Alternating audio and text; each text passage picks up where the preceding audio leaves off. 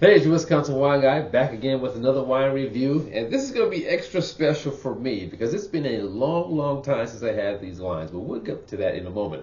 So if you're new here, these are wines that you can find wherever you shop for wine, grocery store, liquor store, wine shop. You can find these wines on a lot of those shelves. I like to call these everyday wines. These are wines that are go-to wines. We have to like peruse and the wine aisles. You know what? This is my go-to wine, and a lot of people have go-to wines or go-to brands. All right, so this is no exception. So if you're new to the channel, that's what this is about. And I rate these wines very simply with the infamous thumb rating system. Thumbs up says I recommend that wine. It's pretty solid. Can't go wrong with that wine. You know, it could be a great crowd pleaser. 3/4 says, you know what? Someone introduced me to that wine. I thought it was pretty good. That I would share it with my friends, or I'd make it an everyday drinking wine for myself. Halfway. Ooh, wow, something about that wine was off, and I will tell you why it was off for my palate. Does not make it a bad wine. It just didn't work for my palate. Thumbs down, that's always an easy one, right? But still, give it a try. These are my opinions. So, let's get to what we're doing here. Kendall Jackson, been around for a long time. KJ, you know, in the slang of the day, KJ wines. But Kendall Jackson's been around for a long time making wines. You know, you can call KJ, Kendall Jackson, you know, one of those pioneers, you know, from back in the day. Been around for quite some time. Pretty solid wines. Always made pretty solid wines across the board. They do have some sub-labels that can be questionable, but anything that has a KJ on it, they've been pretty solid. It's been a long time since I've had any Kendall Jackson wines. I'm looking forward to trying these. So today we're going to be trying the Kendall Jackson Vintner's Reserve Chardonnay 2021 and the Kendall Jackson Vintner's Reserve Sauvignon Blanc 2022. So let's talk about the wine. Let's get into the guts here. So you can find these retail anywhere from, let's say, $9.99 to $13.99, depending on where you shop, depending on your part of the country, right? So, Kendall Jackson Chardonnay is going to spend some time in both French and American oak. 100% Chardonnay. Grapes are going to be sourced. It says California here, all right? When we talk about area, here it says here California. So that means that when it says California, the grapes are sourced from different spots of California, or maybe different vineyards in the same region. So here we're going to go Santa Barbara, Monterey, Sonoma, and Mendocino, okay? For the Sauvignon Blanc, which I'm very interested in, Sauvignon Blanc is going to be sourced from Mendocino, Lake County, Sonoma. But here's the kicker. It has a little bit of Semillon in there, all right? If you know anything about Semillon, you know about Bordeaux whites. Sauvignon Blanc Semillon, all right? so this is going to be almost, and it also spends some time in oak. Okay, so it has some time in oak. So they don't call it's funny because they don't call it a Fumé Blanc, but it does have some time. I spent some time in oak barrels, so it's kind of a Fumé Blanc, but I like it because it's based on kind of like that, you know, that standard or basic Bordeaux style of Sauvignon Blanc and Semillon. So let's see where it goes. I should say that with a little extra. Let's see where it goes, see what happens, pour these two wines. Now again, I'm still on the road, so I'm subjective to my two wine glasses here, red wine and a white wine. So let's see, I'm going to put the Chardonnay in the bigger glass, okay? Because it's a little bit more full body, I hope. So we're going to find out. So put that in the bigger glass. So this is coming in at, let's find the alcohol. One of these years, they're going to put the alcohol in the same location so I can find it. 13.5% on the Chardonnay. And we're going to put the Sauvignon Blanc Semillon blend in the white wine glass. This is coming in at 13.5%. Now, those of us in the wine business call 13.5% the sweet spot. Okay? You know, it's the sweet spot of drinking wine, and especially if it's a very good wine, you know, with good structure, good acidity, fantastic complexity. 13.5 is a great spot. You know, you won't risk coming into a wine that's going to be hot, right? All right, so here we go. Our Sauvignon Blanc here, our Chardonnay here. You can already see the difference in the colors, right?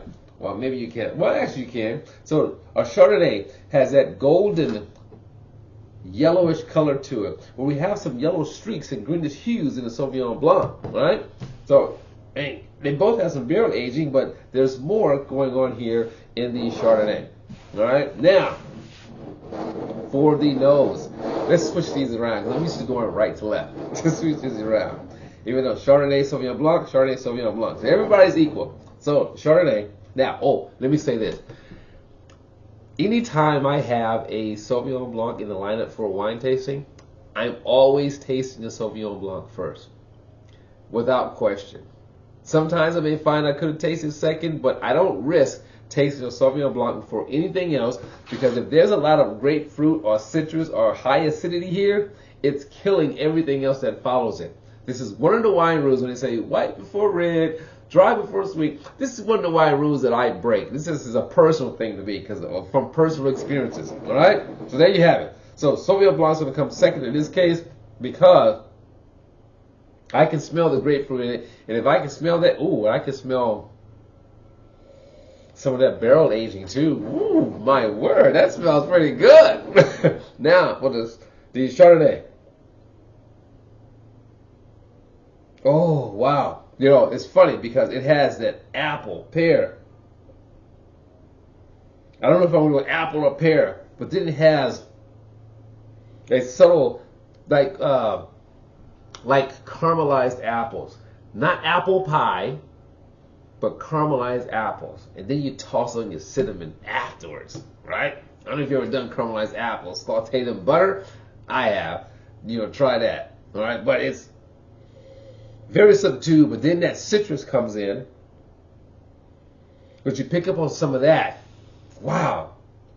That nose is nice. Can I say it again? I'm so looking forward to tasting the KJ wines because it's been such a long time. Back in my early days of drinking wine, KJ was one of my go-to wines, right? Not the Vintner's Reserve, although I did try the Vintner's Reserve and I love those too. But it's been a long time. And we were at 2021 and 2022. I'm talking, well, I'm not going to age myself. Okay, there we go. Wow, you can smell the citrus in this. Wow. All right, here we go. Let's do it. I got to stop smelling and get straight to it, right? Acidity first taste. Acidity, second taste. Then we rate. Here we go.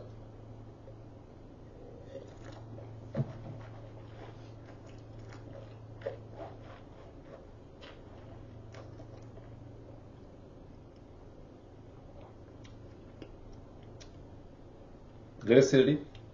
I can pick up a little bit of tannins, subtle, but it's there.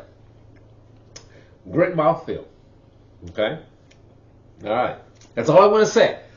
Now let's go to the Sauvignon Blanc. Since they're both whites, I'm not going to go 1-2 here. We're going to 1-1. I want to see how they play. Because this has some barrel aging. Let's see what we got here.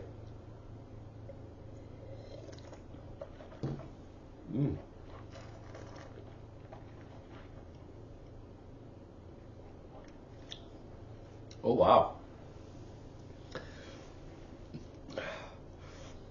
Wow. I'm going to go back before I say anything else. Oh, wow. I keep saying oh, wow, because oh, wow. The acidity was nice on here, too. I had to quickly go back and just see, and satisfy my curiosity. They both play nice together. Because of that, the little bit of barrel aging this receives, it kind of minimizes or subdues that intensity of grapefruit, and then you have that Semillon giving some fruitiness to it, so everything's tamed here. It's just nicely balanced and easy to drink. But then I wanted to go back and just find out that I could have went either way, and I discovered I could have went either way. Does not affect here, okay? Now, let's do the actual taste.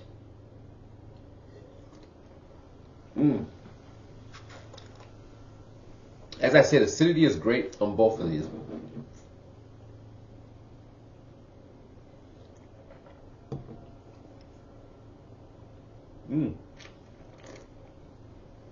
Wow, that's some like star anise on here, or fennel taste. Let's go fennel on this here.